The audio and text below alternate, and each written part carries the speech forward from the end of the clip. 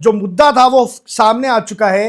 हाथ नहीं मिलाया सूर्य कुमार यादव और सलमान अली आगा ने, दोनों कप्तानों ने आपस में हाथ नहीं मिलाया, और जो स्टैंड था भारतीय टीम का एशिया कप के दौरान वही स्टैंड रहा। वहीं पाकिस्तान एक तरफ ये कह रहा था कि अगर हाथ नहीं मिलाओगे तो हम मैच का बॉयकॉट करेंगे और सारा ड्रामा करेंगे, लेकिन चुपचाप दोनों कप्तान अलग खड़े दिखे और हाथ नहीं मिलाया। अविनाश भाई, आपकी टिप्पणी चाहूंगा इस पर।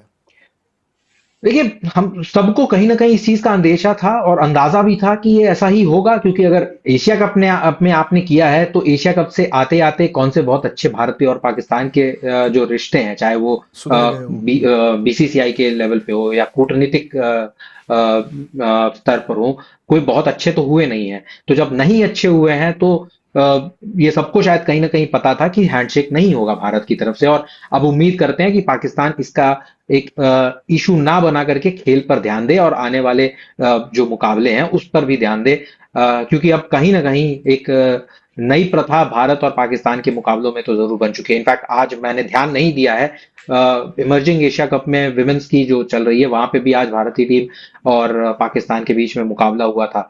वहां पर हैंडशेक हुआ है या नहीं है, हुआ है मुझे नहीं पता है। लेकिन जहां तक मुझे लगता है शायद वहां पर भी हैंडशेक नहीं हुआ होगा, क्योंकि हमने ये चीज अंडर 19 वर्ल्ड कप में भी होती हुई देखी थी, भारत और पाकिस्तान के बीच में कोई हैंडशेक नहीं हुआ था। तो एक प्रथा जरूर शुरू कर दी गई है, अच्छी है या बुरी है, खेल की भावना के फेवर में है या अगेंस्ट है, वो सारी चीजें जो है अपनी जगह है, उस पर डिबेट हम आज नहीं तो 10 दिन बाद भी बैठ के कर सकते हैं। लेकिन हम बात करते हैं आज की प्लेइंग 11 पे। अगर आप भारत की प्लेइंग 11 की बात जी करें, जी, अभी क्योंकि एक बार अभिषेक शर्मा की प्लेइंग बात की हो 11 रही पे है। वापस आएंगे। एक बार मुकुंद भाई का भी जी ले हाँ। लें कि हाथ हाथ क्यों नहीं मिलाया। जी, आप संतुष्ट हैं मुकुंद भाई, हाथ नहीं मिलाना चाहिए था? अपनी बात पे अटल रहे कप्तान सूर्य कुमार यादव भी, अपनी बात पे अटल रहा बीसीसीआई भी। पाकिस्तान की तरह हम थूक के नहीं चाटते, अपनी जो जबान है, जो हमारा स्टैंड है, उस पर खड़े रहते हैं, और हाथ फिर से नहीं मिलाया है। रिपोर्ट्स कह रही थी कि पाकिस्तान ने ऑलमोस्ट बैक किया था कि हाथ तो मिलाना पड़ेगा, लेकिन किसी के दबाव में नहीं आए। तो ये अच्छी बात है भारतीय क्रिकेट के लिए। बिल्कुल, बड़ी बात तो ये है आदर्श कि ये कौन सी रिपोर्ट्स है जो पाकिस्तान का पक्ष लेती है। मुझे तो अभी तक कोई रिपोर्ट सोशल मीडिया पे भी नजर नहीं आई जहां पे कहीं भी इस तरह की बाध्यता हो कि भाई कही हाथ होगी, मिलाना अंदर ही खाने पड़ेगा। बोली होगी, क्योंकि ये तो बार जी। बार बोला ही जाता है ना मुकुंद। पिछली बार भी ये नाटक, इसका हम्म। एक इशू बनाया गया था, बता बोला या नहीं बोला जाहिर तौर पर वो हमें और आपको शायद पता भी नहीं चलेगी, लेकिन एक मुद्दा तो जरूर बनाया गया था तब। और अब क्योंकि ये एशिया कप से बड़ा आयोजन है, ये विश्व कप है, तो हो सकता है यहाँ पर भी मोहसिन नकवी जो है वो मैच रेफरी के पास जाकर के अपनी नाराजगी दर्ज इशू कराएं बनाए। या कोच की अपनी नाराजगी दर्ज कराएं। लेकिन वो सारी चीजें जो है वो बाहर हो सकती हैं, या मैच से ऊपर उनका फर्क नहीं पड़ेगा। हाँ, फर्क क्या पड़ेगा, हारिस राउफ ने जिस तरीके की हरकतें की थी, जिसकी वजह से उनको 2 मैच का बैन भी लगा था, अगर बिल्कुल। उस तरीके की हरकतें करते हैं दोनों टीम से, अगर हम बात करें भारत की या पाकिस्तान की बात नहीं करते, हम दोनों टीमों की बात करते हैं, अगर खिलाड़ी इस तरीके की हरकतें करते हैं जो खेल की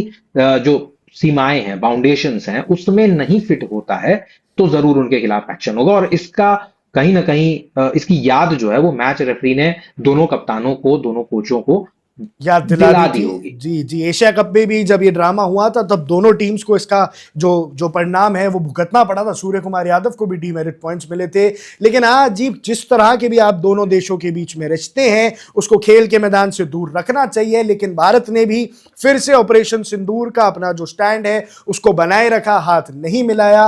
और इसके बाद एक बार फिर से पाकिस्तान को बड़ी तीखी मिर्ची लगी। लेकिन अब मैच बहुत रोमांचक होने वाला है। भारत और पाकिस्तान कोलंबो में आमने सामने हैं। पहले ही टॉस जीत के गेंदबाजी करने का फैसला लिया है पाकिस्तान ने, जो एक बहुत बड़ी गलती माना जा रहा है, क्योंकि पिछले 4 मुकाबलों में 3 बार जिन्होंने पहले बैटिंग की है वो ही विजय सामने आया है, वही जीत कर सामने आया है। तो इसीलिए पाकिस्तान के लिए शायद ये मैच एक बड़ा सपना हो सकता है, एक बुरा सपने की तरह ये सामने आ सकता है। अब देखना होगा कैसे ईशान किशन और अभिषेक शर्मा पारी की शुरुआत करते हैं। कुलदीप यादव को भी वापस लाया गया है, वो अपनी चाइना मैन स्पिन का जादू बिखेर पाते हैं कि नहीं, कई सारे सवाल हैं। लेकिन जवाब है इंडिया और पाकिस्तान का ये वर्ल्ड कप मुकाबला। एक बात और याद दिला देते हैं, अगर भारत ये मुकाबला जीत जाती है तो सुपर 8 के लिए ऑटोमेटिकली क्वालिफाई भी कर जाएगी, जो वो वैसे भी करने वाली थी। लेकिन एक ऑफिशियल तौर पर ये बात सामने आ जाएगी। लेकिन दर्शकों, अभी के लिए इतना ही। आप देख रहे हैं वन इंडिया।